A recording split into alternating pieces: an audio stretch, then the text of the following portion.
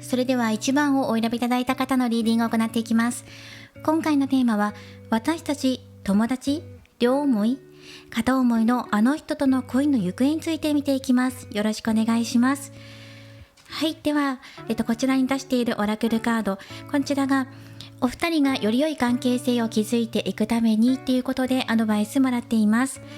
その他にトランスペアレントオラクル、今回ももらっていきます。はい、ではシャッフルしていきます。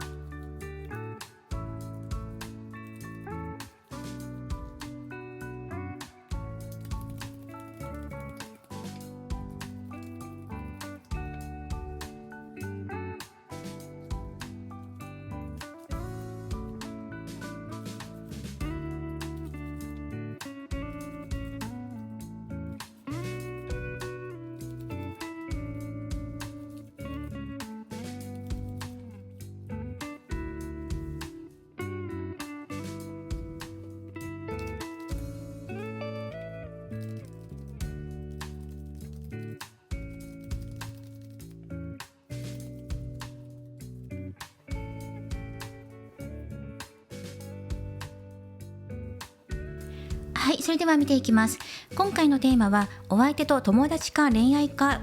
両思いかっていうことをテーマに見ているので、今現在片思い中の方向けのメッセージとしてお伝えしていきます。まずこちらに最初に出している、こちらのカードがあなたお相手として出しています。そしてこちらの展開がお二人の関係今後どうなっていくのか、ここで今お相手が友達として見ているのか、それともこれから先恋愛関係として発展していくのかどうかっていうのを見ていきます。まずあなたの今現在のコンディションっていうところで見ていきます。コウノトリのカード、そしてこちらが、サラマンダーのカードですね。強いエネルギーを感じます。火の精霊なので、燃え盛る気持ち、情熱とか動きとかですね。で、加えてコウノトリなので、あなたがどこかへ向かって激しく動いていきたい、大きく流れを変えたいとか、そうですね。あとこちらのタロットも見ていて思ったんですが、お二人の間で今いざこざがあったんじゃないかなっていうのを感じたんですね。喧嘩しちゃったとか、言い合いになったとか、対立のカードがお相手のところに出ているので、あなたとお相手だけじゃないかもしれないけど、周りでちょっとごたついている人間関係っていうのが見えています。なので、例えばお相手と喧嘩している方であれば、ちょっとあなたが今炎のエネルギー、怒りのエネルギーを感じ取りやすかったりとかですね、心の中がざわざわしていたりとか、お相手に強く言動してしまったよっていう方もいるかもしれないし、あとは周りに対して今ちょっとイライラしていたりとかするかもしれない。またはゴタゴタに対して早く何とかしたいなっていう気持ちがあるんですね。コウノトリも移動を表しているので、早く動かしていきたい、解決させたい、円満に無事に何とかしたいなっていう思いが強いと思います。お相手と喧嘩している方だったとしたら、仲直りしたいなっていう気持ちが強いんだと思います。ぎこちない関係性をいいものに変えていきたい、そのために自分は動いていきたいんだっていう気持ちがあなたのところで出ています。お相手のところは調和を表すよりのカードと、あとこちらのカードですね。このカードっていうのが風の精霊なんですね。あなたが火の精霊に対してお相手が風なんです。で、シルフのカードで、このカードは形を変える、自由などを表しています。風のエネルギーなので、ここもし喧嘩している関係性だとしたら、今その燃え盛ってしまう喧嘩がより膨らんでしまいやすいようなお二人の今の相性なので、まさに喧嘩してますとかぎこちないですっていう方は、お相手に何かぶつけようとする気持ちを一旦抑えて、時間が経ってゆっくりと気持ちが落ち着くまで待ってくださいっていうのがまず入ってくることで、お相手の方がそのあなたと喧嘩したからじゃあもうさよならとかではなくて、なんとか仲を保ちたいなとか、維持させたい、もうちょっと仲良くなりたいとか、調和仲直りしたいとか、そういうことが出てきているので、そのお気持ちはあるよっていうこと。ただ気になるのが、今の2人の関係性のところにデビルのカードが出てるので、一部ではその肉体関係ですとか曖昧な関係で、友達か友達じゃないのかとか、恋人なのかとか、そのあたりがはっきりしない、モヤモヤするなっていう方もいるかもしれません。で、百合のカードも加えて出てきているので、この場合は肉体関係の意味が少し強まります。なので中には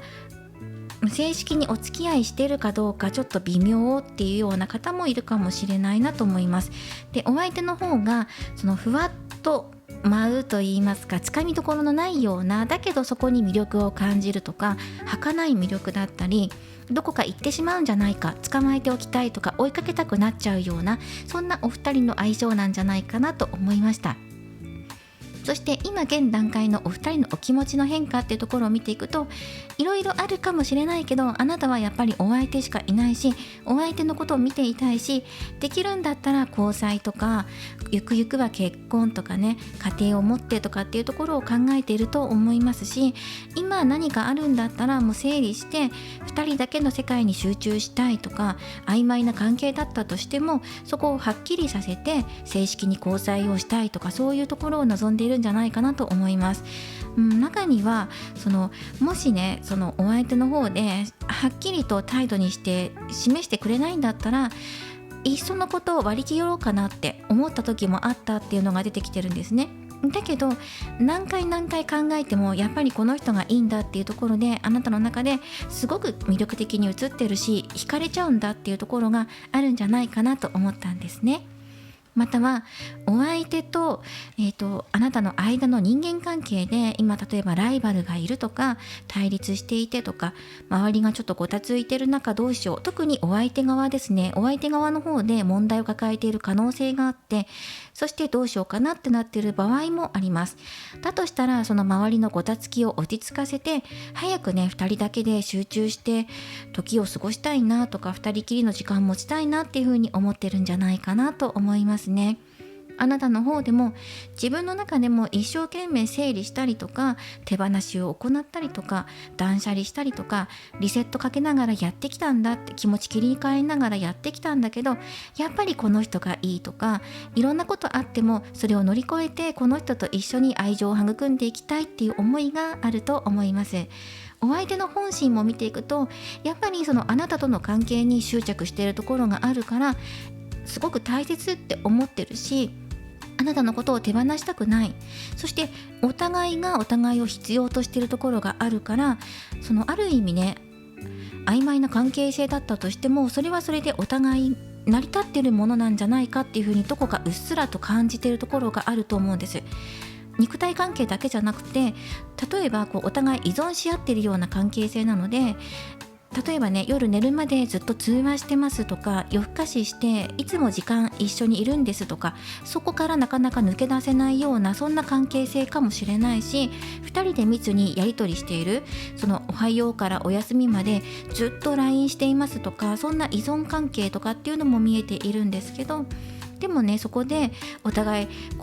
癒される気持ちだったりとか、そこに依存してるから救われる、仕事頑張れるとか、生活に張りが出るとか、そういうところもあるんだよねっていうのがお互い出てるんですね。だから今の関係性を手放したくないなっていうお互いの気持ちが出てきています。あなたの方はどちらかというと、はっきりさせるものははっきりして、でも正しい交際といいますか、恋愛関係になっていきたいなっていう思いの方が強いと思います。お相手の方はできるだけ角が立たないように周りとうまくやっていきながら、あなたともねうまくやっていきたいなっていう思いがあります。あなたを手放す気がなくて、あなたがもし去ってしまうんだったら、この人は追いかけてくるんじゃないかなと思います。でも相性としては、お相手をあなたが追いかけていくような相性関係性ですね。で、今この状態で何回かお相手のことを諦めようと思ったんだとか、そういうあなたもいたと思う。でも実際じゃあ諦めますとか別れますとか離れますとかなった時に、この人がやっぱりこの魅力であなたを虜にするんじゃないかなっていうのがね出てきていましたね。はい、ということで今現在の、お二人の障害となっているところが、例えば正式な交際ができていなくて曖昧な関係性、友達なんだろうか、それとも恋愛してるんだろうかとか、どっちつかずの関係性でやっぱりはっきりしたいなとか、あとは正式にお付き合いしたいな、そこにどう持っていこうかなっていう、どう進んでいけばいいかなっていうところがやっぱり今の障害とか課題とかになっているし、逆になんかこう嫉妬しちゃうんだよねっていう、そんなね方もいるかもしれないんですね。お相手がモテる人なのかもしれないなっていうのをちょっと感じたんです。少しこのライバルの存在とかを感じるので、もし当てはまる方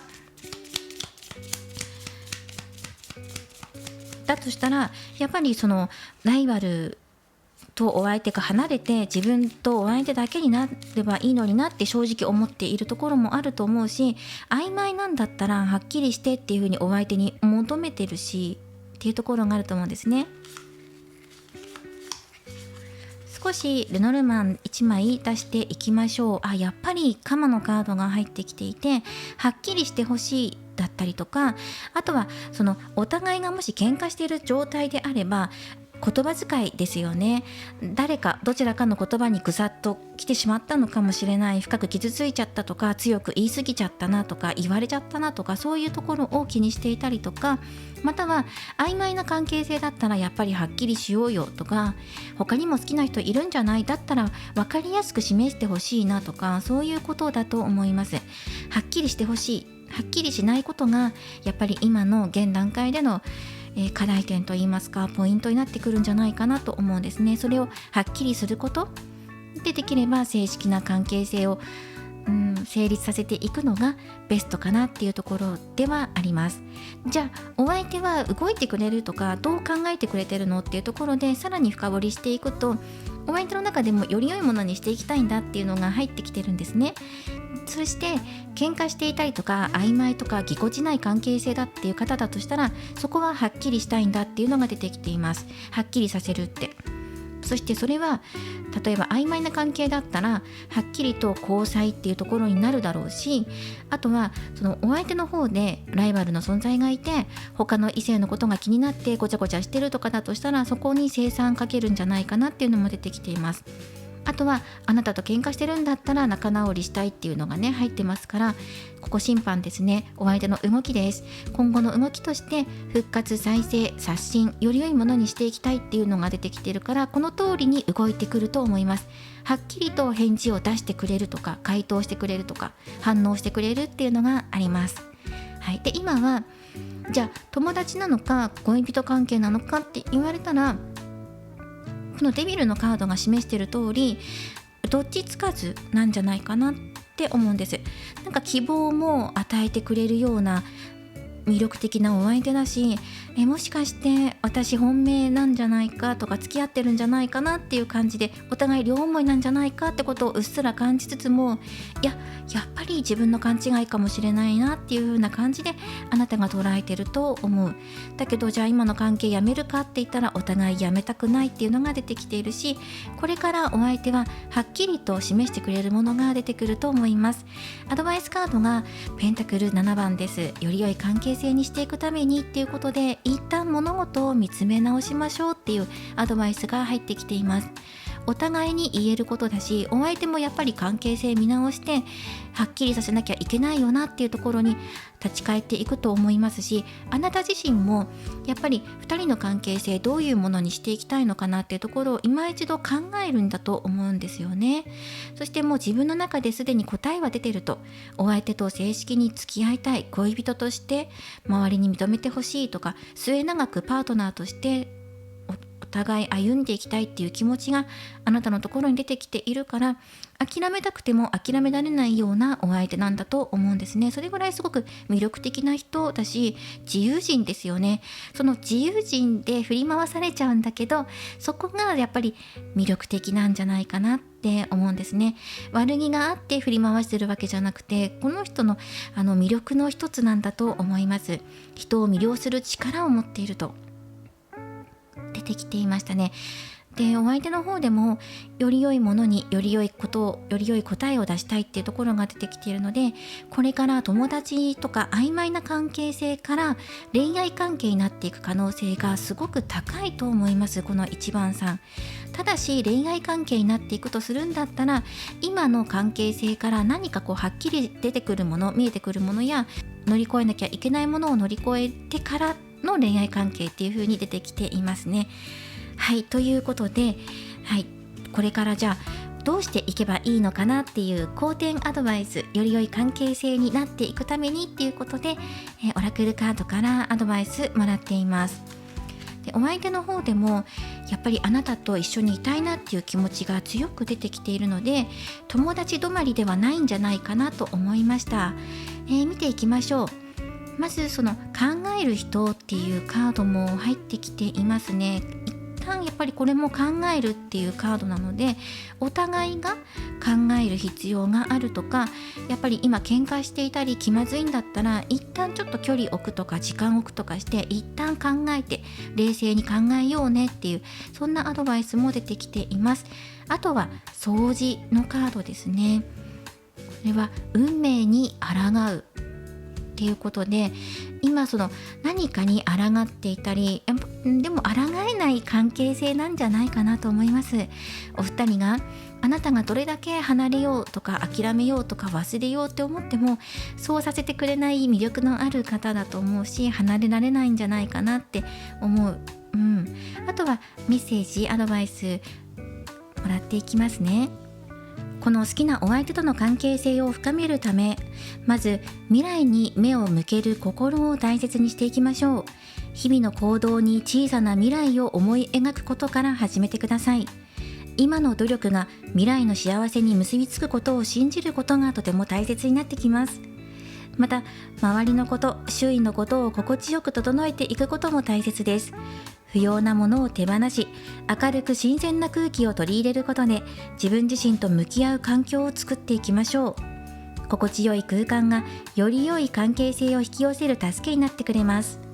そして時には論理的な視点も必要になってきます。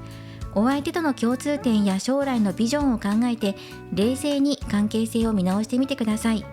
理想を追うだけではなく、現実をしっかりと見ることで、より良い関係を築いていくことができるでしょう。最後に、考えすぎてしまうときはリフレッシュの時間を設けてください。瞑想や運動を通じて心をリセットし、新しいひらめきを待つことで未来に向けた気づきを得ることができるでしょう。そして愛のセンサーが磨かれていきます。あなたの中でアンテナがより研ぎ澄まされていきます。好きな人との関係性も自然にいい方向へ進んでいきます。心を整えて素敵な未来へ向けて一歩を踏み出してみましょう。抗いたくてもこの運命には抗えないような魅力をお相手が持っているし、そして困難なことがあればやっぱりそこからあがいていって、自分でより良い未来、より良い新鮮な空気、新鮮な未来を駆け上っていくのが今いいんじゃないかっていうメッセージが届けられています。運命っていう言葉が入っているので、やはりお二人の間には切っても切れないと言いますか、不思議なご縁で結ばれているところがあるんじゃないかなと思うんですね。だからこそもどかしい気持ちを抱えている方もいると思う。はっきりしてほしいとかね、いつまでこの関係性が続くんだろうとか、そんな思いをしている方もいると思うけど、でもこれから先の近い未来、お相手ははっきりと何か示してくれることがあるよって声に出して伝えてくれるとか、態度として見せてくれるものがあるので、もうしばらく待ってみてくださいっていうメッセージ。そしてお選びいただいたこちらのカードからメッセージをもらっていきましょう。お選びいただいたカードはマイトレイヤというカードです。これは魂の旅を表しています。あなたは何度も生まれ変わり、その度に大切な経験を積んできました。これらの経験があなたの形を作り、あなたの本質は変わらずに存在しています。人生には様々な状況があり、それらを通じて成長しています。すべての人や物には愛される価値があり、あなた自身もその一部です。あなたは人々の成長を見守り、愛に満ちた存在として生きています。神聖な力があなたの内面に宿っており、それがあなた自身の光であり、真の喜びです。自分自身を受け入れ、自分の価値を理解することで自己肯定感を高めていきましょう。あなたは大切で愛される存在なのです。自分に自信を持ってください。あなたは愛されるべき存在です。というふうに言われていましたね。確かにお相手との関係性において望み、願望があると、なかなかそれがうまくいっていない、叶わないのでもどかしい気持ちを感じているんじゃないかっていうところが出てきていました。でもね、これからのお相手の動き期待してみてください。そして具体的な時期も教えてきてくれています。この動画をリアルタイムでご覧になっている方っていうのは、まず11月1日または12月1日、これは新月を表すカードです。ですので今これをご覧になった時から直近の新月のタイミングのあたりがラッキーチャンスとして訪れてくるでしょう。また時間も関わってくると思いますので、なんかこうね、時間っていうのがかなりポイントになってくると思います。じゃあそれって大体どの時間帯なのっていうふうに見ると、大体夜の時間帯だと思うんですよね。ちょっと夜遅い時間になるかもしれないっていうことはこのカードが伝えてきてくれています。でもその時間にこだわることなく、なんか夜遅い時間に何かあるんだではなくて、どの時間に何が始まってもいいように心の備えをしておきましょうっていうメッセージが込められていました。今回は片思いの行方、私たち友達、両思い、お相手はどう動いてくるということについて見ていきました。これからもリーディング動画を投稿していきますので、高評価やコメント、そしてチャンネル登録をよろしくお願いします。ではまた次回の動画でお会いしましょう。最後までご覧いただきありがとうございました。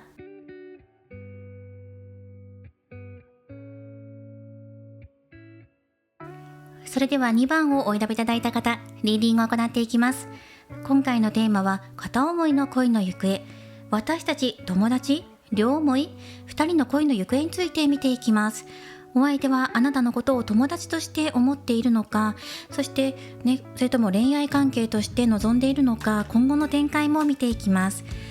まずはこちらがもうすでに出しているんですが、オラクルカードでより良い関係性を築いていくためにっていうことでカードを引かせていただいています。そしてこれからトランスペアレントオラクルを使ってカードを出していきながらタロットで展開していきます。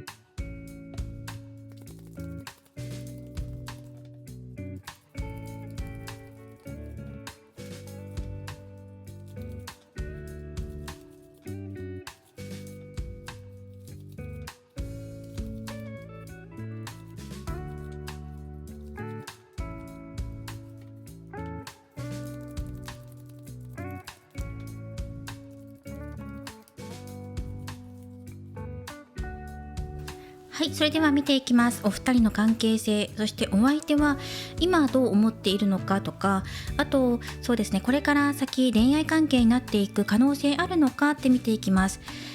まずはこちらがあなたのコンディション、こちらがお相手のコンディションで出しています。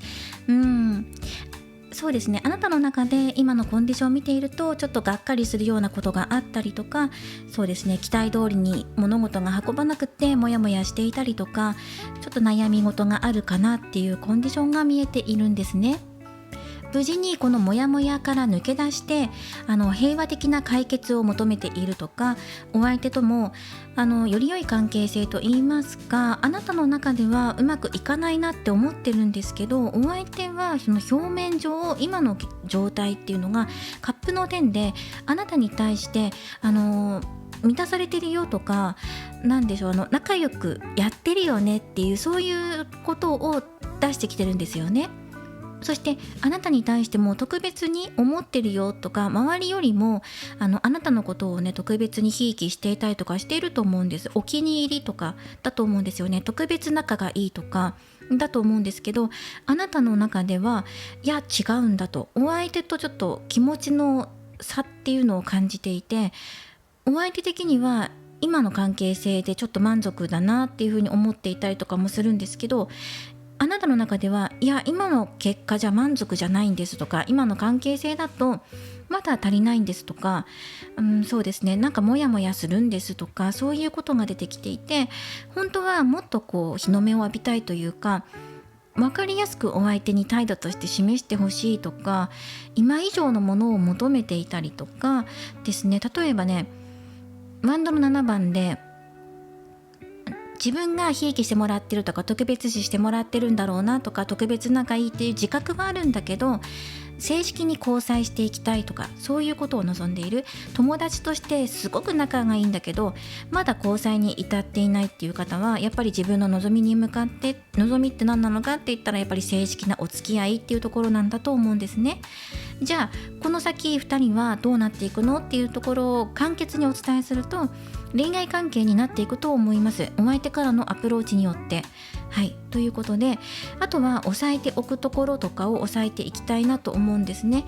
で、あとは2番さんちょっと気になったのでカード1枚補足で出しています。あとはお相手のねコンディションっていうところを見ていきます。今お相手が出しているカードっていうのが、空気のエレメントのカードで、そうですね、今いろいろ考え事しているよとか、あとあなたのところで雲とか、あとこれは日没のカードなんですね。もうそろそろ日が沈んでいくよっていうところなんですが、何か時が流れて平和的に物事が落ち着いてとか、日没なのでね、またロマンスなども表しているので、ロマンチックな展開に持っていきたいんだよね。でもそれが叶わないから、なんか期待通りに運んでいかないなっていう気持ちを今モヤモヤして抱えているとか、そういうことですね。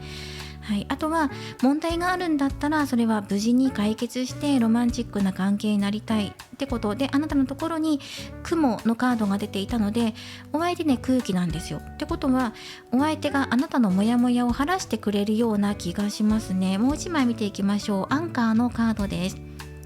なんかね、あなたとお相手の間っていうのは絆っていうのを感じるし、一方ではねお仕事つながりですっていう方もいるかもしれないんですが、でもあなたに対して絶対的な信頼っていうのを置いているし、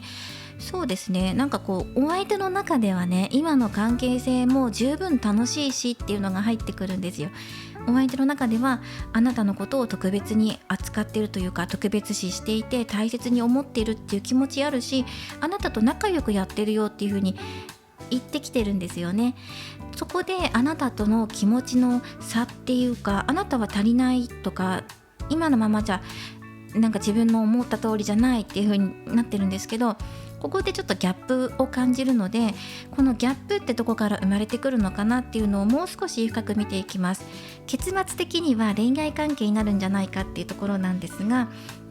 でもやっぱりね、今の障害っていうところを見ていくと、ムーンのカードで不安ですよねって。だって見えないもんって日が沈んでいって夜になっていくから、この日が沈んでいって、じゃあロマンチックな展開になればいいんだけど、日が沈んで真っ暗になって夜になって何もわからなくなったらさらに不安になっちゃうよっていう、あなたの不安っていうのが膨らんでいくっていうのが出てくるんですね。膨らんでいくのが事実になるんではなくて、膨らんでいくのが怖いっていうのが今の障害なんです。見えないから怖い、先のことがわからない、これ以上見えなくなったらどうしようって、かすかに今日がねありますよね。雲があっても太陽の光が出ていたりとか、日没、日が沈もうとしてるんだけどまだ太陽は出ている。だからまだかすかな望みとか、自分の中で立ち上がる元気とかね、情熱とかそういうのはまだ持ち合わせているんだけど、これが完全になくなっちゃったら、情熱やモチベーション、自分の中でがっかりする気持ちの方が勝っちゃったら、ますます不安になっちゃうって、そういう自分になるのが怖い、ネガティブモードに入っていくのが怖いっていうのが今出てきているんですね。じゃあっていうところで、お相手どんな動き出してくれるのかなっていうところで見ていきますね。で、中にはそのお相手が今仕事忙しいとか、例えば夢目標とか今やんなきゃいけないことあるんだよねとか、今納品しなきゃいけないことがあってとか、それで少しほったらかし気味にされちゃってるように感じてる方もいるかもしれない。最近釣れないんだよね、お相手が冷たくてとか、連絡なかなか返してくれない、仕事忙しいって言ってるのは伝えてくれてるんだけど、やっぱりちょっと寂しいわっていうふうに思っている方もいるかもしれないですね。だとしたらお仕事のことでちゃんとそれが終わったら、一段落ついたらあなたのところへちゃんと帰ってくるしってお相手が言ってくれてるし、今ちょっと仕事忙しくて集中してるよってことを言いたいのかもしれないしね。だけどあなたには絶対的な信頼を置いてるから、事情も伝えているしって、だから自分の中では良好に保てているだろうっていうふうに思ってるお相手もいるかも。だからあなたの不安な気持ちを汲み取れていないのかもしれないなとは思いました。なのであなたにやっぱり甘えっていうのが生じてるのかなっていうのもちょっぴり感じますね。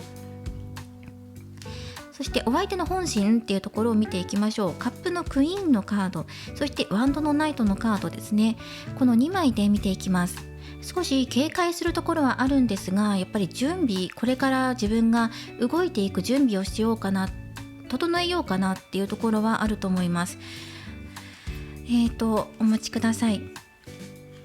まずこれから先お相手がどんな動きを出してくるのかっていうところで、ワンドのナイトが入ってるので、積極的なアプローチ、声かけ、会いに来たよとか会いたいと思ってるっていう情熱的なアプローチっていうのが始まっていきます。お相手の方からやってくるんですね。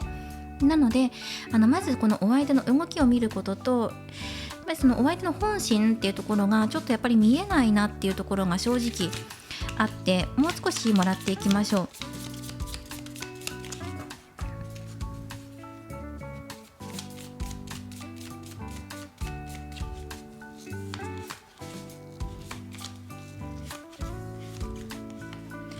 情報を処理しているようにも感じるんですよね。自分のことっていう風に言ってますね。自分のこと。もう一枚もらいましょうか。何を見ているのか。狐のカードですね。やっぱりこの方は頭が良くて賢い方ですよね。頭の回転が速いし、起点も利くしっていうことで、先のことを見る力もある。何かを学んでいたりとか、教育の場にいるとかっていうね、そういう方もいるかもしれない。誰かに何かを教えるとか、今それで手一杯なんですとか、つまり仕事とかね、やることっていうことで手一杯なんですとかっていう、そういう自分自身のことなんですっていうことがね、言われてるんですよ。本心見ていくと。で、そしてあとはあなたに告白する準備をしているっていう風に見ますね。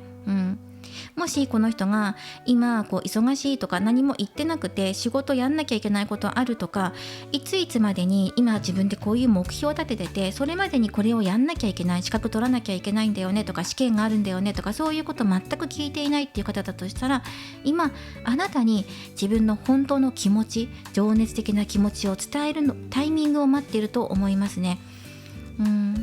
ちょっとギャップを感じますよね。私すごく不安に思ってるのに、この人これでいいと思ってるのっていう風に思っちゃうかもしれないんですけど、ちょっと待ってって、この人の本心すごく深く見ていくと、まだまだあなたに伝えていないこととか、警戒っていうカードが出てきてるんですよね。何か周りのことを素早くキャッチして素早く対応していかなきゃいけないとか、臨機応変に何とかしようと思ってることがある。それは何かお仕事のことじゃなければ、あなたとの関係性のことにおいて考えていて、で自分がこれからどう動いていけばいいのか、どのように愛情表現していけばいいのかで、そうですね、あとはあなたのことを特別にって思ってるんですけど、あなたの中でそのように感じていない、私じゃなくて他にいるんじゃないのっていう方だとしたら、その方との間ではっきりと違うってことをあなたに見せると思いますね。なので他の異性のことについてどうなのとか、そういうことは疑わないでほしいっていうのは入ってきています。誠実な気持ちでこれからあなたに向かってやっていくので、分かりやすく行動として動いてきます。最近会えなくてごめんねとか、会いに来たよとか、会いたいなとか、そういうことを言ってくる、はっきりと情熱的なアプローチっていうのが出てくるので、だから今すごく不安ですよね。でもじゃあどうしたらいいのかな、不安っていうことをこのお相手に伝えた方がいいのかな。でもそのお相手的にはやっぱり気にかかっていることがあるみたいで、周りのことだったりとか、そうですね、自分が例えばあなたに告白するんだったらどのタイミングがいいかなっていうふうに慎重に物事を進めたいっていうふうに考えている、かなり念入りに物事を考えているので、表面的には今の関係性ですごく仲良しだよねとか言っときながら、心の中結構深く考えてるなっていうふうに思いました。でアドバイスカードはワンドのクイーンのカードが出てるので、自分自身にね、あなたの自分の魅力っていうところをしっかりと自信持ってくださいって、どんと構えていても大丈夫っていうところで出てるんですが、お相手が気にしていることを、シャドウキャットでもうちょっと見ていきましょうか。誤解されたりとかするの嫌だって思ってるんですけど、このままだとあなたに誤解されちゃいますよね。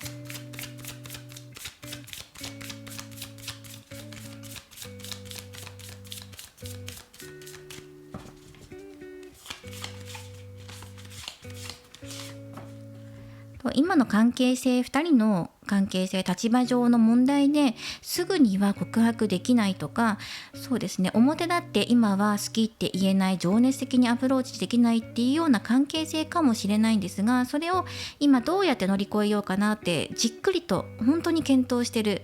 最適なタイミングはいつかみたいなことで、周りのことをよく見たりとか、とても警戒しながら賢く動いていこうっていう気持ちがあるんですね。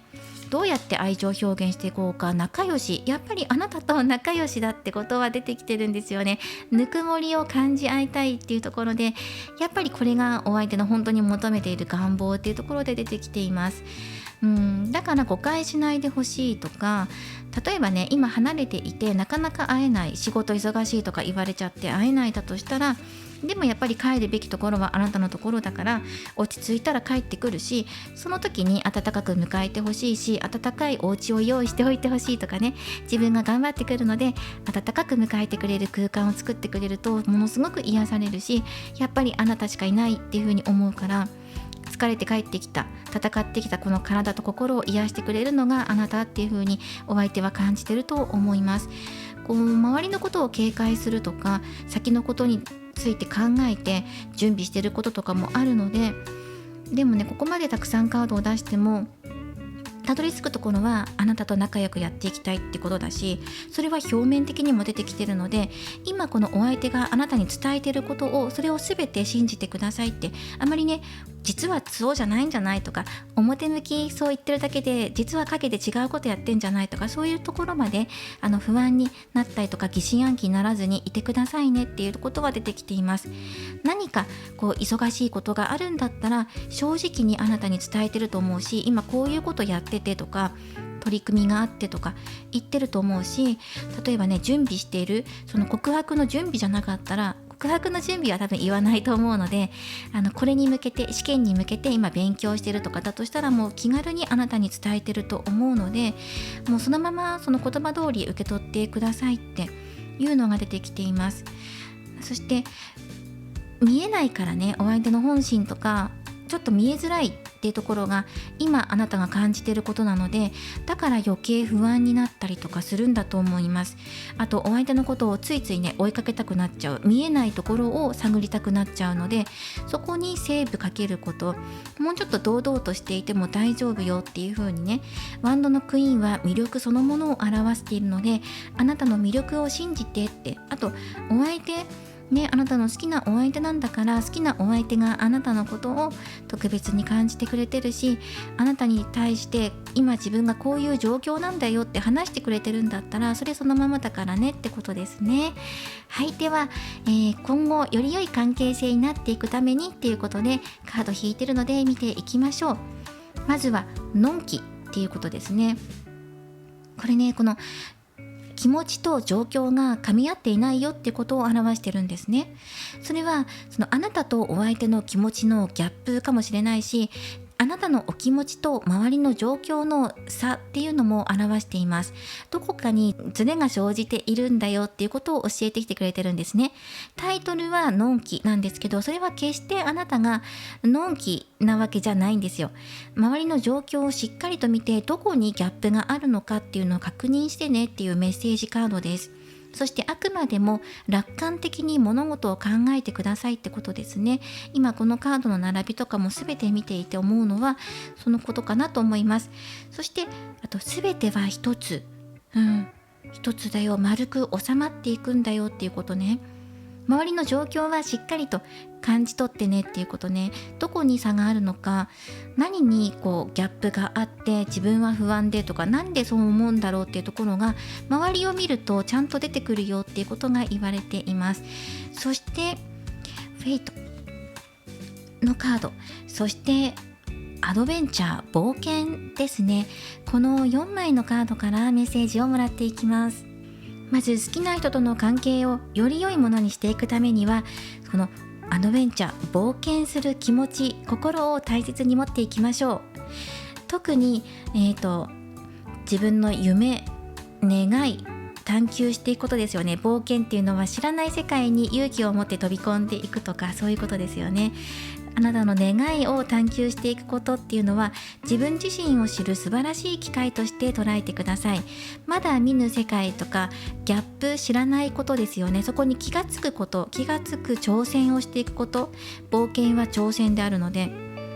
この何が違うんだろうとか、自分は不安に思ってるけどどこにその差があるんだろうってことを知る一つのきっかけがこの挑戦っていうことですね。そして自分自身と好きな人を両方受け入れることが今のあなたにとって大切なことになってきます。相手だけを変えようとするのではなく、無条件の愛を持ってお相手と接することが2人の関係を深めていきます。お互いの個性を大切にしながら運命的なつながりを大切にしましょう。フェイト、運命のカードが入っていますね。運命ぎゅっと抱きしめてください。希望を描いてくださいね。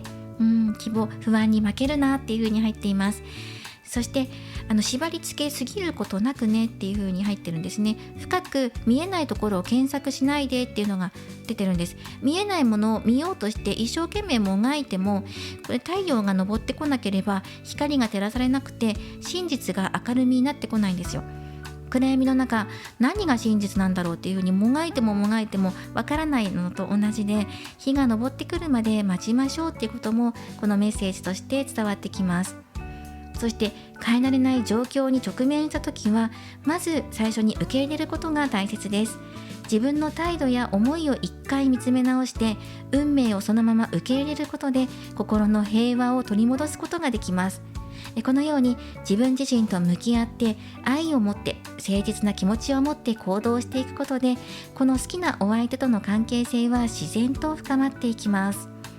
このようなメッセージが入っています。お相手ね、その掘っていってもあなたとの間にぬくもり感じてるよっていうことは言ってる。ただしこれはあなたとの世界観のことであって、ここから先の外の世界っていうのはかなり警戒しているので、今お相手が外の世界に警戒を払っていることっていうのは出てきているかなと思います。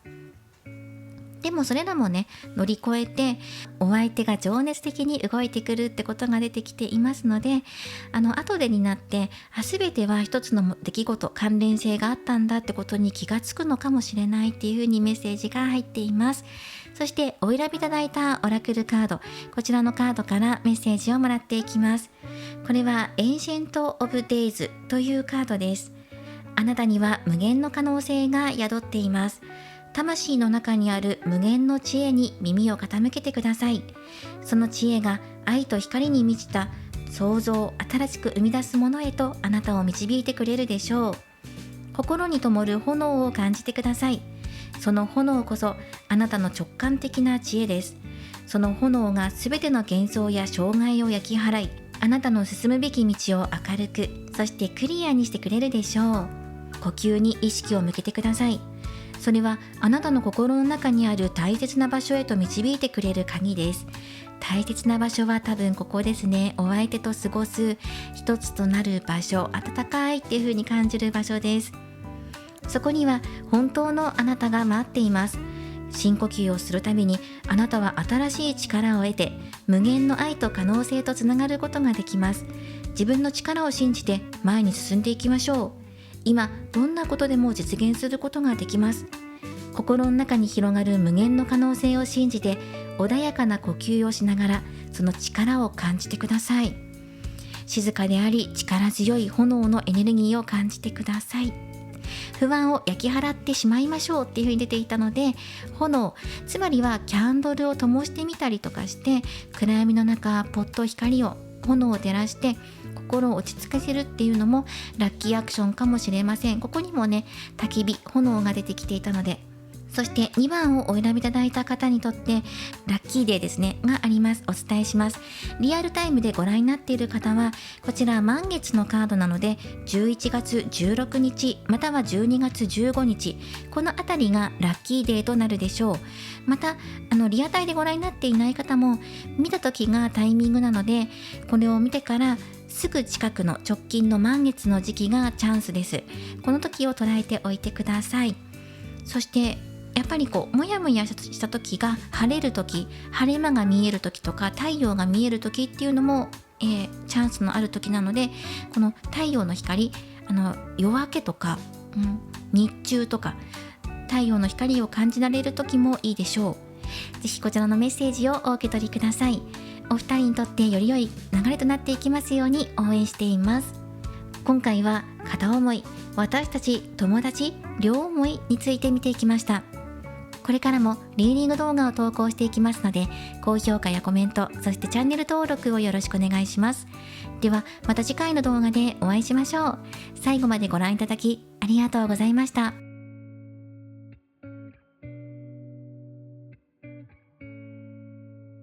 それでは3番をお選びいただいた方のリーディングを行っていきます。今回のテーマは片思いの恋の行方、私たち友達、それとも両思い、2人の恋の行方について見ていきます。よろしくお願いします。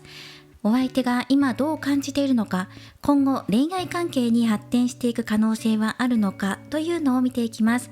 まずはトランスペアレントオラクル、こちらとタロットカードを組み合わせながら見ていきます。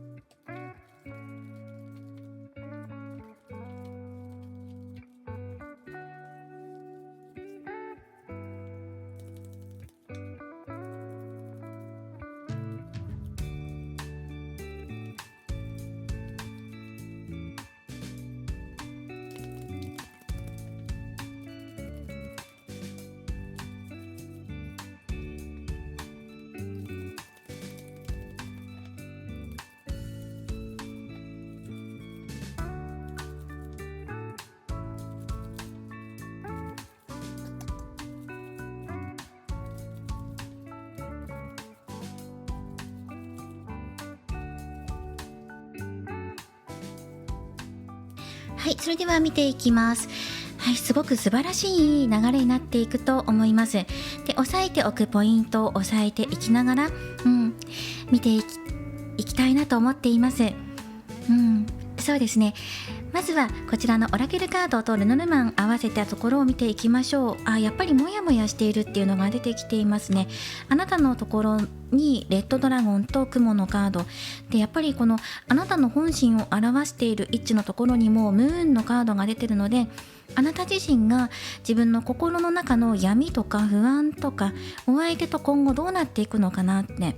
で、今回は片思いの方向けでリーディングしているので、やはり恋愛関係になれるかどうかってことでかなり不安だよっていうのが本心出てきているので、それを一生懸命ね表に出さないように今振る舞ってるんですって。だけど一人で夜家にいるとやっぱり寂しい気持ちを感じたりとか、お相手に会いたいなっていう風に思ったりとか、不安で押しつぶされそうになっちゃうんだっていうのが出てきているんですね。やはりこのモヤモヤを解消させたいっていうのが出てきています。じゃあお相手はどうかなっていうところで見ていきます。ですよねっていう風に出てきましたね。そう、お相手ね、カップの6番とか出てきているので、純粋に今あなたと関係性を育んでいきたいとか、友達としてお付き合いのある2人だったらやっぱりこれから恋愛関係になっていきたいなっていう気持ちが強いし、あなたのことを好きなんじゃないかなって思うんですよ。ブーケのカードも出てるから、愛しいあなたっていう感じがして、そしてこちらのオラクルカードも一緒に見ていくんですが、こちらのカードが、これから先のこと、未来のことだったりとかを考えていたりとかね、あとはこの人の感覚っていうところが少し気になったので、センスのある方、つまりおしゃれな方っていう風に周りから認知されてるだろうし、中には音楽をやっていたりとか独特な趣味とか強みを持っているかもしれません。アーティスト気質といいますか、実際にねアーティスト活動をしていないとしてもそういう気質があるっていうことです。趣味嗜好の範囲でね収まってるのかもしれないし、でもどことなくこの人から感じられるオーラとか発せられる言葉とか声とか、あと色彩センスがあるとか、どこかそういうねその芸術家的なセンスをお持ちなんじゃないかなって思ったんです。でプラス加えてロマンチック要素もあるので、デートに花束を持ってくるような方なんですよ。はい。っていうぐらいね、その独特じゃないのかもしれないけど、どうでしょう、デートに花束持って来られる方もいらっしゃると思うんですが、記念日をすごく大切にしたりとか、あとあなたの誕生日を覚えていたりとか、その覚えていないのが普通なのではなくて、なんかこの方の中のその独特のセンスを持ってお祝いしてくれたりとかだと思うんですね。かなりこの目立つっていうのが入ってくるな。目立つっていうのはこの人の存在感もそうですし、この人のセンスや好きなものっていうのも光っているものがあるんじゃないかなって思います。でこの方が今あなたに差し出したいものがあると、プレゼントしたいものがある、自分の声を届けたい、自分の色、強みとかを生かして、趣味とかを生かして、それを、あなたとつなぐ何か橋渡し的なものにしたいってことを思ってるし、例えばねこの人が音楽が好きだったら自分の好きな音楽をあなたにも聴いてほしい、だから音楽持ってきたよっていう風に言うのか、あとカラオケとかに行って好きな曲を歌ってあなたに愛の曲を届けたりとかするぐらいのこのロマンチックな感じっていうのが伝わってきます。であなたのところがやっぱり自分の中に秘めているものっていうのがあって、やっぱり衝動的に考えてしまうところがどうしても拭いきれなく持ってるんです、持ち合わせているんですっていうところがね出てきてるんですよ。そしてやっぱりその自分の中で抱えているもの、闇っていうものがどうしてもこう大きくなってしまうと、突然衝動的な動きになりやすかったりとか、言ってしまえばこう落ち込んじゃってもう一人っきりになりたいと思ったりとか、あとお相手に対して強くぶつかってしまうっていう、感情的になっちゃうって方もいるかも。お相手じゃなくて周りの人にこう当たってしまったりする時あるんだよねって、感情の波が激しいんだよなって、そういうこと、衝動的な心を抱えつつ、その衝動は何から来てるかって言ったら見えない不安から来てるんだってモヤモヤしちゃうと、なんか感情的になっちゃったりとか、逆に思考が固まって動けなくなっちゃう、悪いこと、いろんなこと妄想しちゃってどうしようっていう風に心が落ち込んでいってしまうんですっていうぐらいね、ひどくこう落ち込んでしまうような、そういう自分を併せ持ちながら、なんとかそれで今まで自分やってきたんですっていう、そういうあなたの姿っていうのが見えています。あまりこう人に悩みを言わなかったりとか、一人で抱えていて、私の悩みは私にしかわからないとか、この痛みは誰にもわからないだろうとか、自分だけなんじゃないかっていうところがどこかであって、素直に人に相談したりとか打ち明けるのが怖いっていう方もいると思う。今のこの恋愛の悩みを相談する人がいないっていう人もいるかもしれません。なかなか恋愛の相談する機会がないんだよなって、それでモヤモヤしちゃって一人でずっと抱えてるんですっていう方もいるかもしれないですね。ただしあなたが今不安に抱えていることっていうのはこれから解消されていきます。もしもともとあなたがこのように衝動的になったりとか闇を抱えやすい方なのであれば、そのトラウマとかね、今まで抱えてきた闇を晴らしてくれるのがこのお相手です。かなりはっきりしている強い個性の方、強い考えを持っている方だと思うんですよね。すごく優しいし、あなたに寄り添ってくれているし、でそして2人でね一緒にこう愛し合いたいよねっていう、そういうロマンチックな要素も持ってるんですね。そして明るい人そういうところにあなたも惹かれているし、お相手はあなたに惹かれてるんですよ。好きなんだと思う、この人ね、今。そしてそうですね、片思いの状況だから、あなたとしてはお相手と両思いかどうか正直わからないんじゃないかなって思うんですよ。だってここにムーンが出ているので、やっぱり信じきれない、どこか拭いきれない不安っていうのがあって、安心して今お互い両思いだよねとかっていうことを思いづらいんじゃないかなって。もともとあなたがそういうふうに思いづらい方なのかもしれない。心配性で、なんか確信がないと自信持って付き合ってますとか両思いですっていうふうにはっきりと人前で言えないってぐらいね、なんか不安だっていうふうに思っちゃうような敏感な方なのかもしれないし、はっきりとお相手とこの先どうなっていくのかわからなくてって、莫大な不安を抱えていらっしゃる方もいると思うんですね。まだ見えなくてって。だけど2人の間には確かな友情とか、交流っていうのが行われているし、お相手からも優しくしてもらってるしって、付き合いが長い方もいるかもしれないんですよね。もう何年もずっと友情関係でやってきたんですとか、の方もいると思うんですよ。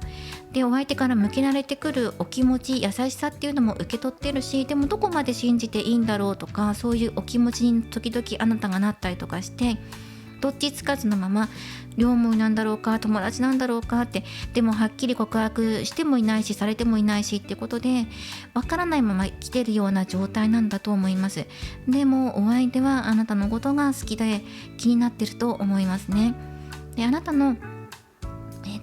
誠実なところとか、ちゃんと向き合ってくれるところとか、あと共通点があると思うんです。似てるところがある、笑いのツボが同じとか、同じものを見て同じ意識を持っていける、一つのことに対して美しいねって言い合えたりとか、この美的感覚が似ていたりとかするところがあると思うんですよ。そういうところに惹かれているし、あなたにしかない持ち味っていうのをこのお相手は感じているので、あなたが思っているよりもこの人はあなたのことをすごく評価してくださっているし、褒めてると思いますし、多分謙遜するところもあるんじゃないかな。お相手から君って素敵な人だよねって言われても、いえいえ私なんてみたいなことをついつい言っちゃうところが口癖としてあるんじゃないかな。あとは周りと比較して、周りの人がもっと素敵な人がいるのになとか、自分もああいう風になりたいなとか、常に誰かと比較しては自分で自分のことを追い詰めちゃったりとか落ち込んじゃうっていうところがあるように感じました。そうじゃないところなんだよっていう風にお相手が言ってくれてるんですよね。あなただけなんだ、オンリーワンなんだよっていうことなんですよね。なんだろう、周りみんな違ってみんな良くて、あなたにしかないあなたの色があって、その色に私は惹かれてるんですって、この独自のセンサーが働いてるんですってことをお相手が伝えてきてくれてるんですね。だから目いっぱいあなたに優しくしたいしって、愛情を届けていきたいしって、不安なことがあれば伝えてくれれば、教えてくれればそれを解消する力持ってるよって、頼ってほしいっていうことを言われてるんですね、お相手の方で。はい、なのでもしまだ自分の不安とか、それはお相手との恋愛関係がどうなるかではなくて、恋愛観かもしれないんですよね。かなり大きなことで、この恋愛するんだったら私これから先うまく恋愛できないかもしれないとか、そういう恋愛観に対する不安、大きな漠然とした不安っていうのも打ち明けてくれれば、それをね2人で一緒に共有して、そして乗り越えていこうっていう、そういう気持ちをお相手持ってるし、変えてくれる大きな力も持ってるんですね。安心してお相手に打ち明けてみてください。例えば自分にコンプレックスがあって、だから自分って恋愛できないんじゃないかっていうふうに漠然と考えていたりとか、またはそのお相手に絞ってね、お相手とうまくいかないのは自分のせいなんじゃないかって思っている不安とかも全部ぶちまけてくれていいよっていう風に出てきてるんです。抑えきれない衝動って、それを抱え込みすぎなくていい、見せてくれてもいいんだよっていう風に言ってくれています。それをそのお相手がうまくねバランス取ってくれたりとか慣らしてくれるので、そんな自分でもいいんだっていう風にあなたが自然と自信をつけられるようにうまく運んでくれますよっていう風に出てきてるんですね。そして今のお二人の関係性とかも見ていくと、やっぱり何度かやり取りがある中で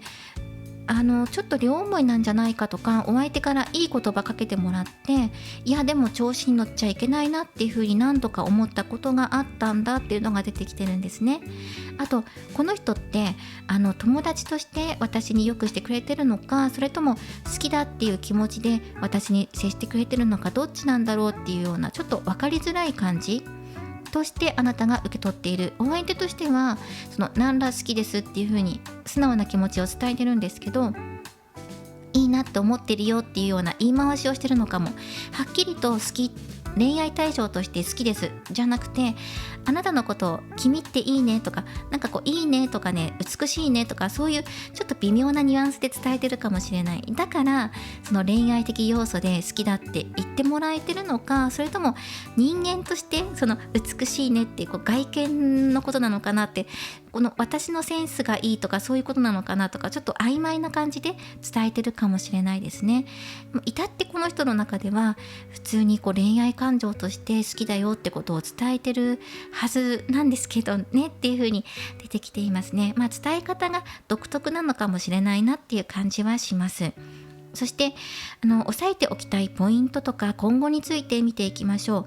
う。まず障害なっていうところにワンドの3番で、これはあなた自身が未来を描いていけていないんじゃないのかなっていうのが伝わってくるんですね。将来へ向けて自分が動いていきたいとか、実際に行動に起こしていきたい、こうなったらいいなっていうのはあるんだけど、じゃあそれに対して自信もないし、動いていく勇気もないし、相手から来てくれるの待ってるんだけど、待ってるだけじゃ変わらないような気がするし、待てど待てどなんかお相手の気持ちが見えなくなっていくしっていうことで、かなりモヤモヤしたりとか、自分の闇とどう向き合っていけばいいんだろうってところが今回のネックになってくるんじゃないかなと思います。どこまでお相手を信じていいのかわからないとか、そこですね、だと思うんですね。そしてじゃあこれから先お相手はどんな風に動いてくるのかって言ったら、太陽のカード出てきてるんですよね。すっごく素晴らしい、ものすごい活力とパワーがこのお相手があなたのところへ届けてくれるんですよね。これは恋愛的要素でも成功を表すので、2人はお付き合いする可能性がすごくあります。特にお相手からの動きとして表してくれるところが強いので、喜び、栄光、成功っていうところで喜び合いたい、で2人で明るい未来を描いていきませんかって、それを届けに来たんですよっていう風にね、お相手が言ってくれると思うんですね。あとはあなたがそれを信じて飛び乗ってくれるかどうかっていうね、2人で手を取り合って言ってくれるかどうかっていうところなんじゃないかなって思っています。そうですね、アドバイスカードがペンタクル5番のカードで、物質的な厳しさとか喪失とかを表しています。困難などを表しているんですね。現状厳しいなとか孤立感を感じていたりとか、実質お相手と距離が離れていたりとか、お相手はこう言ってくれてるんだけど、ちょっと自分のところで事情がねあって、すぐに手を取り合えない何か障害のようなものがあるのかもしれません。現実的な問題なので、素直に喜び合いたいんだけど、そうもいかない何かっていうのがここにあって、これを乗り越えていくことっていうのが今後のアドバイスですね。足りないと思っているだけではないと思うんですね。実質的に何か問題視していることがあなたの中にあって、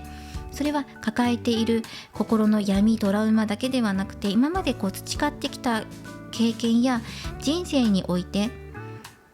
あなたが抱えているものがあるのかもしれないですね。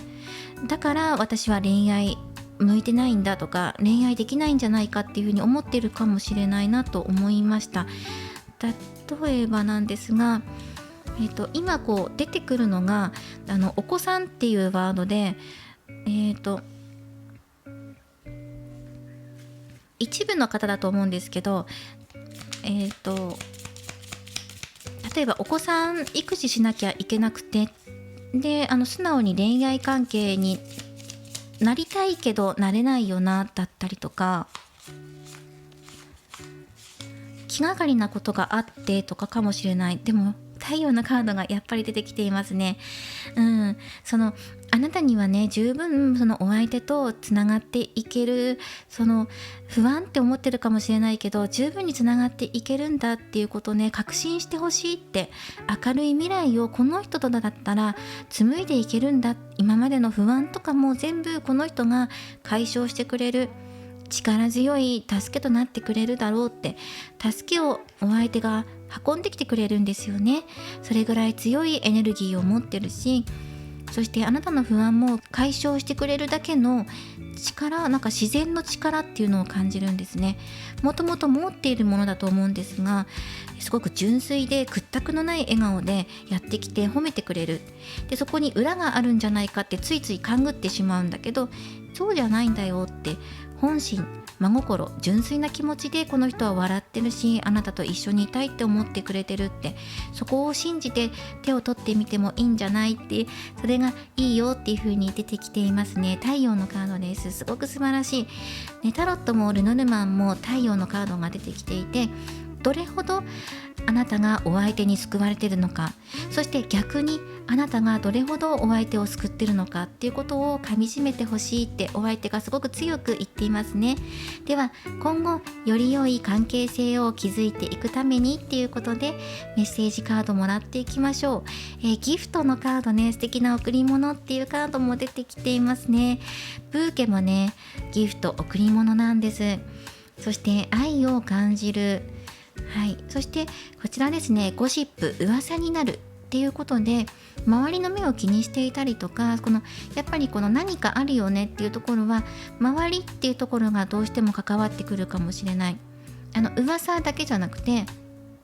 周りの視線が気になるとか、恋愛関係になっていく前にそもそも自分一人ぼっちなんでとか、友達いなくて相談できる人がいないとか、人として人付き合いがうまくできなくて、だから恋愛もうまくできないんじゃないかってそもそも思っていたりとか、またお相手と恋愛関係になりたいんだけどライバルが多いとか、敵視されているとか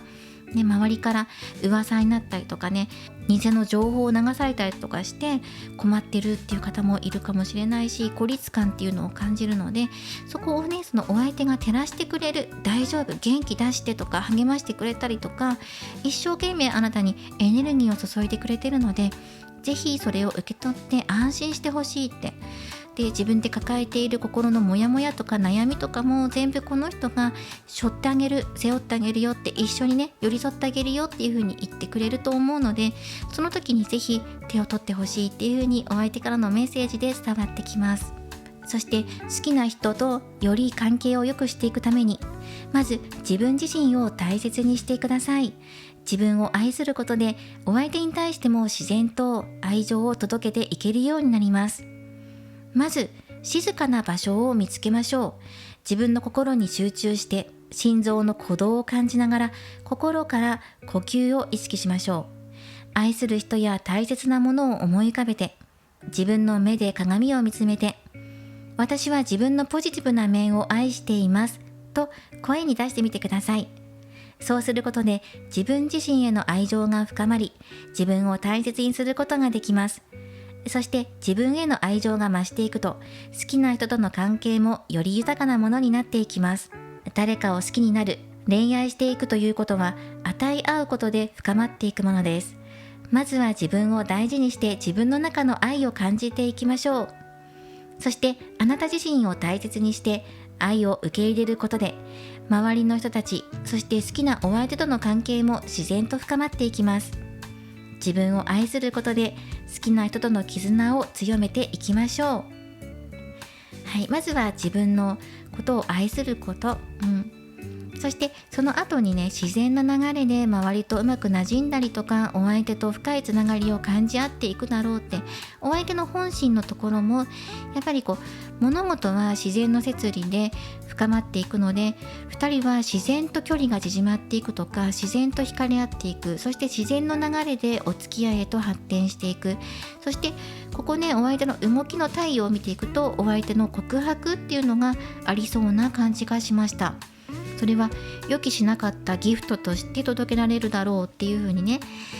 いう風なメッセージも入ってきてるかなと思います。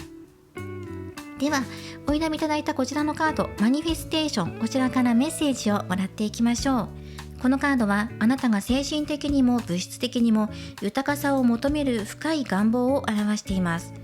これまで閉ざされていた扉が今開かれようとしています。そして新しいチャンス、機会が訪れます。あなたは人生のあらゆる面で未来に対する新しい創造、新しく作り出していく力と拡大のために確かな基盤を築いているのです。目標に集中し、周囲に注意を払っていきながら、何よりも心の内なる導きに耳を傾けましょう。あなたの本心、心の声が知恵と光となり、あなたを正しい道へと導いてくれるでしょう。心を静かにしてあなたの心の声を聞きましょう。内なる光が道を照らし出す瞬間を待ちましょう。やがてどんな道が照らされていくのか、照らされた道が見えてくるので、その道に沿って進んでくださいというメッセージです。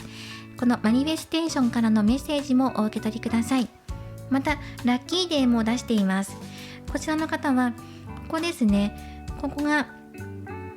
上限の月を表しているので、直近ですと11月9日または12月9日、このあたりのがラッキーデーとして捉えておくといいと思います。またリアルタイムで動画を視聴していないよっていう方は、見た時がタイミングですので、この動画を見て直近の上限の月をチェックしてみてください。そのあたりに嬉しいことが訪れそうな予感がします。はい、具体的な時期を出していきました。ぜひこの時期もお受け取りください。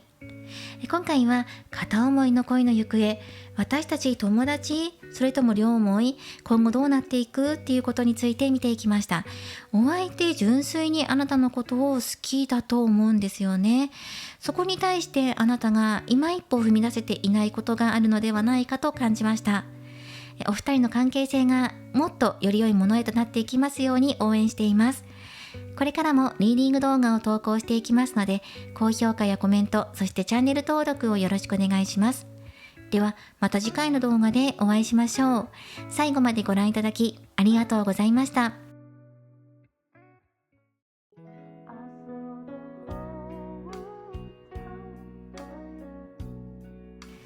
今回のリーディングは以上となります。いかがだったでしょうか。片思いの行方、今お相手はあなたのことを友達として思っているのか、それとも恋愛感情を持っているのか、そしてこれから先お二人は恋愛関係になっていく可能性はあるのかどうかということについて深く見ていきました。では何かの参考になれば幸いです。今回はプチ3択占いとしてこちらのアニマルタロット、こちらを使って3択占いを行っていこうと思います。今私ができることありますか？お相手に対してどんなアプローチをすればいいですかっていうことについてもらっていこうと思います。お好きなものを左、真ん中、右と直感で1枚お選びください。具体的にお相手にできるアプローチとして見ていきましょう。何をしたらいいですかっていうふうに。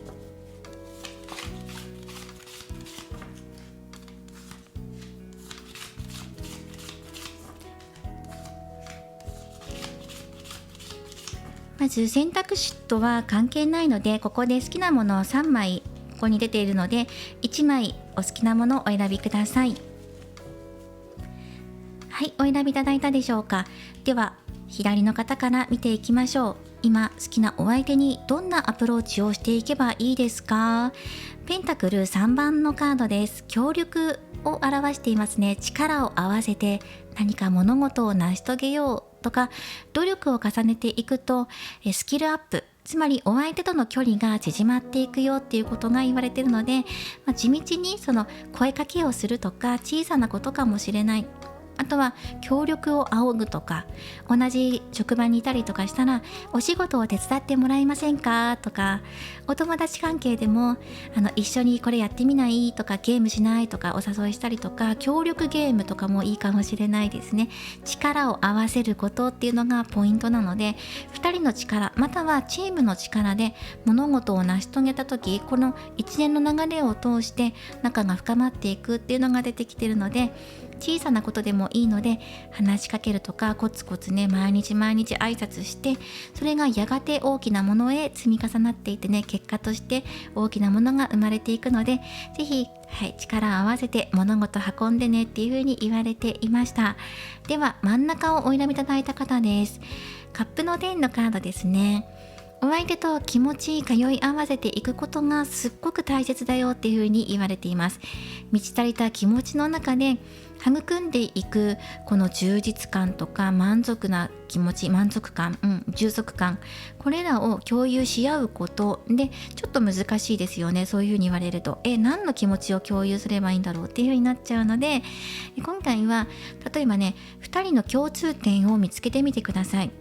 同じ作品が好きとか趣味が一緒、好きなアーティストが同じとかだとしたら、そのデートでライブ行ってみるとか誘いやすいですよね。例えばアクション映画がお互い好きだからアクション映画見に行こうでもいいし、デートじゃなくてね、それぞれのお家でその作品映画を見て、どう思う、こう思う、よかったよっていうことでね、気持ちを通い合わせることっていうのもいいと思うんですよね。感想を述べたりとかして、これについてよかったねとかね、そういう気持ち、楽しい気持ちを作っていくといいんじゃないかなと思います。そうなんだ、君もそういうことを思っていたんだねって、こういうこと楽しいと思ってるんだねって、その発見がつながりへとつながっていきます。楽しいことを共有する。そしてあとは左をお選びいただいた方です。見ていきましょう。ペンタクル5番のカードです。これは現実的な困難とかを示すんですが、何か今あなたがお相手にアプローチしていくためには障害があったりとか、ちょっと厳しいなって、今この絵柄で見ていくとホッキョクグマがいて氷の上に立っていて、周りが海でって、陸地がつながっていなくて、さあどう移動しようかなっていう感じにも見えますよね。それと同じように今すぐお相手に向かってアタックできない何かがあるのかもしれなくて、そこに対して自分でこれがあるから動けないとか、こうだからとかっていう何か決めているものがあるのかもしれないですよね。なかなか落ち着かないとか、そわそわしちゃうっていう感じもするので、じゃあそれをどうやってお相手に伝えるのって、相談したりとか、自分一人で困ってるんですってことを素直に伝えていくといいんだけど、でも状況的にとか、例えば距離が離れていてすぐに会えないとか、連絡取れないとか、なんか物質的な困難とかを感じるので、ちょっとね補足でカードをもらっていきましょう。ツリーのカードです。ツリーのカードは健康面、または育んでいくもの、育っていくものっていう風に読んでいくので、お相手との信頼関係を今一度築いていきましょうとか、信頼、今ねお互い喧嘩しちゃってるとかね、孤立っていう感じがするので、お相手とうまくねつながれていないのかもしれないから、そのつながりをもう一度見直してみて、また再構築してもいいし、もう一度つなぎ合わせていってもいいし、もう一方では健康面っていうのも表しているので、ペンタクル5番もやっぱり肉体的に精神的に疲れていてとか、体調不良とかで今なかなか会えていないとか、そういうことも関わってくるんですね。生活的な困難とかを表しているので、今一度体調面の不調がないかとか、お相手がそれを抱えてるかもしれないので、なんでつながりが薄くなっちゃったんだろうっていうところで、今風邪ひいてるんだねとか、1週間寝込んでるんだってことが改めて知ることができるかもしれないので、不安に思ったりとかダメなんじゃないかって思う前に、まず状況とか2人の関係性をもう一度チェックしてみることっていうのが今できることかなと思います。そしてやっぱり不安定なものを安定させるっていうことがここ言われてるから、シンプルに体調悪かったら体調整えましょうだし、お金がなくてなかなか会いに行けなくてってだったら、まずお金が貯まるまでちょっと様子見ましょうねかもしれないし、今お家のことが大変だとしたら、それの問題を落ち着かせて安定させてから会いに行きましょうとか、仲を育みましょうってことかもしれないし、今抱えている問題が浮き彫りになってるはずです。そこを安定させましょうっていうふうにシンプルに言われてると思うので、まずここに目を向けてください。そこから始めていきましょうってことかもしれない。あとお相手に対してどんなアプローチってことなので、アプローチ方法がそもそも見つかっていないとか、よくわからないとか、どうしようって悩んでいたり立ち止まっている方もいるかもしれないので、だとしたら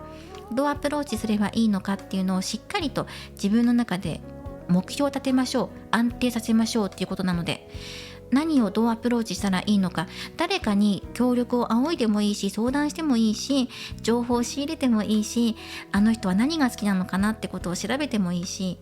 直接尋ねてもいいし、